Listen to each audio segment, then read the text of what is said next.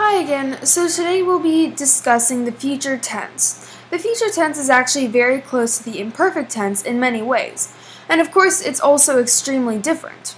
It turns out that first and second conjugation are formed differently from the third IO, and fourth conjugation in the future tense. There's only one way you can translate the future active though, and this is, here, let me go ahead and write will blank. And since first and second and third IO, and fourth are formed so differently, though instead of proceeding by giving you all the active and all the passive, I'll start out with the first and second conjugation active and passive, and then the third IO, and fourth active and passive. Okay, so the first and second conjugation are formed the same way as the imperfect. The only difference is the ending, and the ending. And again, just like with the imperfect, you take the last three letters. Here, let me write this down. So first, second conj are one way. And I'll write down third IO, and fourth are formed another. Sorry, this tablet kind of has some lag. Okay, so anyway, you form the future tense, future first and second. Let me write down the title. First and second conjugation. You form that by taking your second principal part, crossing off, cross off last three letters, and then you add your connecting vowel, which is the same as perfect. So let me go ahead and write that down. Sorry, that's really messy right there. Cross off the last three letters. And you use the connecting vowels of A, E, E, IE, and IE. And of course that's for first, second, third IO, and of course fourth. And let me go ahead and introduce you to the different endings.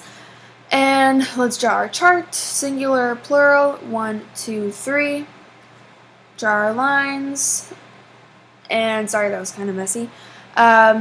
Singular, first person is bar, or excuse me, bore, Barris, or sorry, let me start this over. I was doing the wrong endings.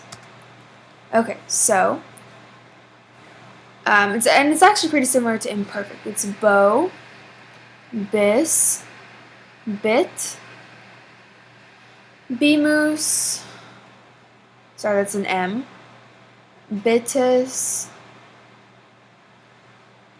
bunt. And again, you just follow these rules. Second principal part, cross off last three letters, add connecting vowel, and finally you tack on your endings. And now let's go ahead and give the passive endings. So this is active. Now let's do some passive. Okay, and they're actually pretty similar again. If you look back at your imperfect endings, then you'll see kind of a pattern. It'll help you remember, because it basically has the takes the active endings and kind of transforms it similarly to how the present passive is translated or formed. Excuse me. And this is these endings are bore, Barris, bitter, bimmer, oops, sorry about that, bimore, bimini, bunter. Okay, so as I mentioned, you're going to form the third IO, and fourth a little bit differently. And as usual, you're going to take off your last three letters of your second principal part, which is actually good, because that's just a good way to remember. It's a unifying thing that you're usually going to use your second principal part. Not all the time. But anyway, so third IO, and fourth. Okay, so again, you take your second principal part, cross off last three letters, and this time you're going to add different endings. For third conjugation, you don't add any connecting vowel. For third IO, you're going to add the connecting vowel I, and for fourth, you're also going to add I. So let me write that down. Third, and here, let me write down a little chart, connecting vowels. Third is none. Third IO is I. And of course, fourth is also I. Okay, so then you're going to add on your endings, as you know. And let me go ahead and give you the endings, and they're actually very different from first and second conjugation future endings. So here they are. Let me draw the chart, singular, plural. 1, 2, 3. Draw some lines. Es, et,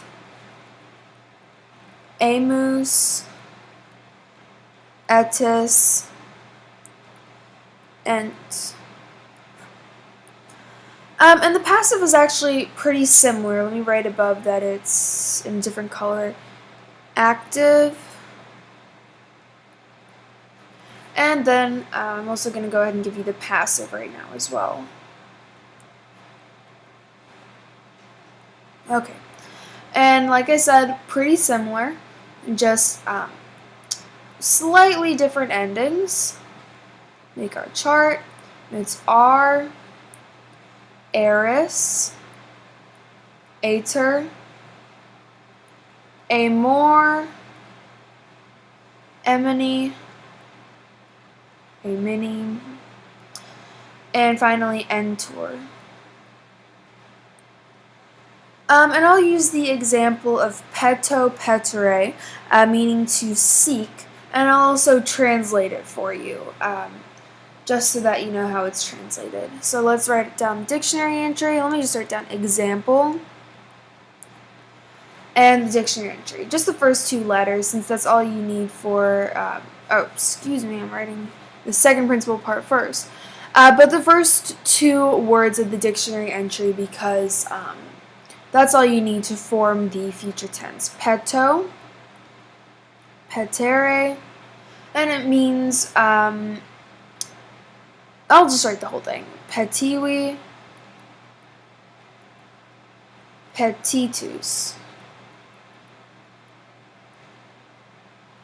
And it means to seek. Okay. So, again, drawing our chart, and I'll draw two charts so you can have the translation as well.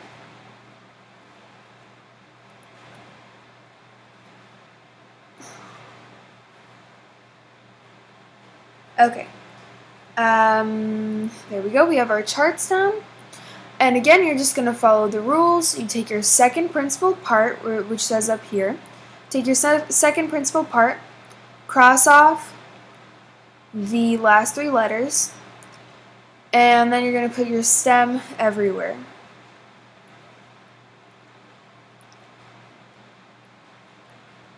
I'm just copying them down.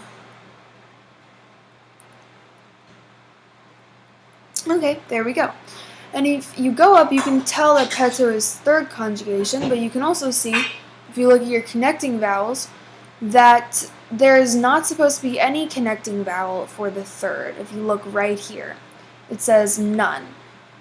Oops. So we're just going to now go ahead and add on our endings. And I'll just add it in black. Add on our endings for the active, because we're doing active right now. So first is es, et, amus, etis, ent. Okay, so now I'm just going to go ahead and translate all of these forms right beside it right here. And if you remember in the first video, I explained what each of these endings, or each of the areas in this chart, what they actually mean. So the first person singular is translated as I, and it's future, so you're going to put down a will. And then, of course, your verb right here is seek. And we remember second person singular is you. It's future, so we write down will, and again, seek. And you get the idea, so let's just use one word. He will, because it's future, seek. Yeah, and you probably get the idea. We is the first person plural. Make sure it's future. Add in your word. And it's the same, or let's say you all will seek. And finally, they will seek. Okay, so there you have it. That's how you form your future tense. Thank you for watching. I hope that it was clear to you. I know at first it can be a little tricky to have such different endings for the different conjugations, but they're pretty easy to identify in a sentence, and you'll get the hang of it pretty soon. So thanks for watching.